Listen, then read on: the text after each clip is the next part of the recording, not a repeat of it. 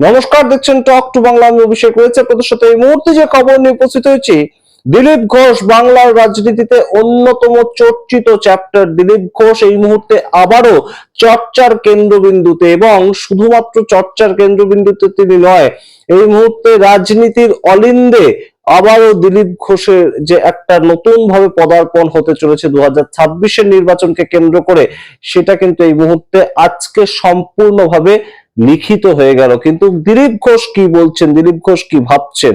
যে দিলীপ ঘোষ 2015 সাল থেকে একদম 2021 সাল পর্যন্ত নিজের হাতে দায়িত্ব তুলে নিয়েছিলেন, এবং সেই দায়িত্ব সবচেয়ে ফলশ্রুতি হিসাবে দেখা দিয়েছিল, এবং তখন বিজেপিতে যাওয়ার জন্য মানুষের ঢল যেভাবে নেমে পড়েছিল, জোয়ার একদম তৈরি হয়েছিল, সেই জায়গাটা আবারও কি পশ্চিমবঙ্গে তৈরি করতে চাইছেন অমিত শাহ দিলীপ ঘোষের হাত ধরে? সেই প্রেক্ষাপট এই মুহূর্তে তৈরি হয়েছে, কারণ বছরের শেষ দিনে অমিত শাহ 1-to-1 কথা বলেন দিলীপ ঘোষের সঙ্গে একটি হোটেলে। এবং শুধু তাই নয়, যে দিলীপ ঘোষকে গত দীর্ঘ 8 মাস ধরে ডাকাই হয়নি, সেই দিলীপ ঘোষকে হঠাৎ অমিত শাহ ডাকলেন, এবং অমিত শাহ ডেকে কথা বললেন। বিভিন্ন সংগঠক যারা তাদেরকে ডেকেছিলেন, একদম মাথা যারা এই মুহূর্তে বঙ্গ বিজেপির, সেক্ষেত্রে শুভেন্দু অধিকারী ছিলেন বিরোধী দল নেতা, সুকান্ত মজুমদার ছিলেন কেন্দ্রীয় মন্ত্রী, শ্রমিক ভট্টাচার্য ছিলেন রাজ্য সভাপতি এবং রাজ্যসভার সাংসদ, এবং তার সঙ্গে ছিলেন দিলীপ ঘোষ, আদপে যার এই মুহূর্তে কোনো ধরনের কোনো পদ নেই। দিলীপ ঘোষ না এমএলএ না এমপি, এবং সমস্ত ক্ষেত্রেই তিনি প্রাক্তন প্রাক্তন রাজ্য সভাপতি, প্রাক্তন এমএলএ, প্রাক্তন এমপি। কিন্তু তাকে হঠাৎ কেন এই 4 জনের মধ্যে একজন করে অমিত শাহ ডেকে নিলেন, সেটা এই মুহূর্তে গুরুত্বপূর্ণ প্রশ্ন ছিল কাল থেকে। এবং তারপর দিলীপ ঘোষ জানান, বাইরে বেরিয়ে এসে 1-to-1 কথা বলেছেন অমিত শাহ, একা আলাদাভাবে কথা বলেছেন অমিত শাহ দিলীপ ঘোষের সঙ্গে, এবং তাকে বলেছেন কাজে নামতে হবে, 2026-এ নির্বাচনে কাজে নামতে হবে দিলীপ ঘোষকে। প্রসঙ্গ তিনি এনেছেন, এবং তারও বিভিন্ন ধরনের ব্যাখ্যা তিনি করেছেন। কি করেছেন তিনি ব্যাখ্যা? তিনি বলছেন যে আমার জগন্নাথ মন্দিরে দীঘায় যাওয়া নিয়ে যদি আপত্তি থেকে থাকে, তাহলে এই নিয়ে আরেকটা প্রসঙ্গ তো উত্থাপিত হয়, যে আমাকে কেন হঠাৎ করে খড়গপুর থেকে সরিয়ে নিয়ে 2024-এর নির্বাচনে আমাকে বর্ধমানে পাঠানো হয়েছিল, এই সিদ্ধান্ত কার ছিল? এই সিদ্ধান্ত নিয়ে প্রশ্ন উঠবে না? দিলীপ ঘোষের এই বক্তব্য অবশ্যই তাৎপর্যপূর্ণ। এই মুহূর্তে আমরা জানি দিলীপ ঘোষ কিভাবে লড়াই করে একদম মেদিনীপুরের মাটিতে পর পর জিতেছিলেন 2016 সালে, 2019 সালে তাকে কেউ হারাতে পারেনি, এবং একদম অপ্রতিরোধ্য গতিতে এগিয়ে যাচ্ছিলেন যে মানুষটি, তাকে কেন হঠাৎ করে 2024-এ সরিয়ে দেওয়া হলো? তার নির্বাচনী ক্ষেত্র থেকে এই প্রশ্ন তিনিই তুলেছিলেন, এবং তিনি এতদিন পরে অমিত শাহের সামনেও সেই জায়গাটা নিয়ে আসলেন। এবং তারপর আমরা কি ডেভেলপমেন্ট দেখলাম? দিল্লি বিজেপি যখন গ্রিন সিগন্যাল দিয়ে দিল, সেই মুহূর্তে একদম সরাসরি আজকে বঙ্গ বিজেপি তাকে উপেক্ষা করতে পারলো না। আজ দুপুরবেলা অমিত শাহ চলে গিয়েছিলেন, এবং অমিত শাহ রাজ্য ছেড়ে যাওয়ার পরবর্তীতে আজ দুপুরবেলা হঠাৎ করে শ্রমিক ভট্টাচার্য দিলীপ ঘোষকে ডেকে পাঠান রাজ্য বিজেপির সল্টলেক দপ্তরে।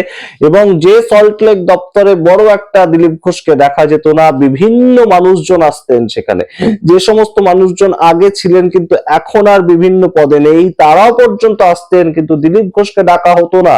সুকান্ত মজুমদার রাজ্য সভাপতি থাকাকালীন, কিংবা শ্রমিক ভট্টাচার্য রাজ্য সভাপতি থাকাকালীন দিলীপ ঘোষকে ডাকা হয়নি, উপেক্ষা করা হয়েছে, প্রত্যেকবার উপেক্ষা করা হয়েছে। এর আগেও যখন অমিত শাহ এসেছেন, শহরে এসেছেন অমিত শাহ, দিলীপ ঘোষ যাননি।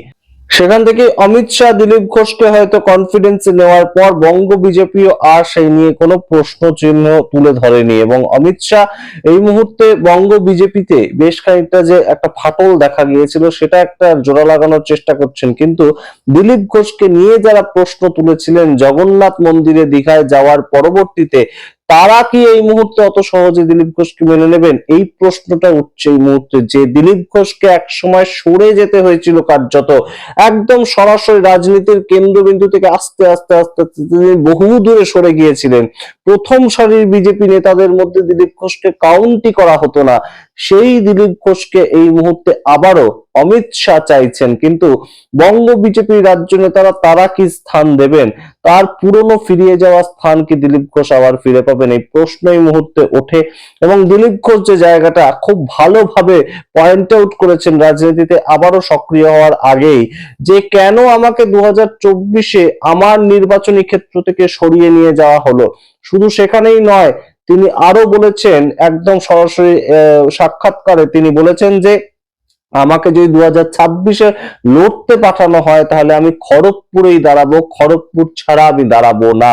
গুরুত্বপূর্ণ স্টেটমেন্ট এই মুহূর্তে উঠে আসছে। এবং কোথাও গিয়ে বঙ্গ বিজেপি এবং দিলীপ ঘোষ সম্পৃক্ত করতে চাইছেন কেন্দ্রীয় বিজেপি নেতা অমিত শাহ, কিন্তু সম্পৃক্ত হওয়ার আগেই একটা বড় সড়ো একটা এই মুহূর্তে কিন্তু সমস্যা হয়তো দেখা দিতে পারে, যেখানে দুটো লবি কাজ করছে। দুটো লবি খুব গুরুত্বপূর্ণ কিছু লবি। কোন লবিটা এখানে কাজ করছে বঙ্গ বিজেপিতে? নতুন বিজেপি এবং পুরনো বিজেপি। এই বিষয়টা যতই ঢেকে ঢেকে রাখার চেষ্টা করুক না কেন ভারতীয় জনতা পার্টি, এই বিষয়টা কিন্তু পশ্চিমবঙ্গে রয়েছে। এবং সেই ক্ষেত্রে নতুন যারা দলে এসেছে, অন্যান্য বিভিন্ন দল ছেড়ে, কংগ্রেস ছেড়ে এসেছে কেউ, তৃণমূল কংগ্রেস ছেড়ে এসেছে কেউ, এবং সিপিআইএম ছেড়েও গিয়েছে কেউ কেউ, তারা একত্রিত হয়ে তাদের মতন করে একটা সেক্টর এই মুহূর্তে বিজেপিটাকে কিন্তু চালাচ্ছে, বেশ কয়েক বছর ধরে চালাচ্ছে, 2021 সালের পর থেকে মূলত।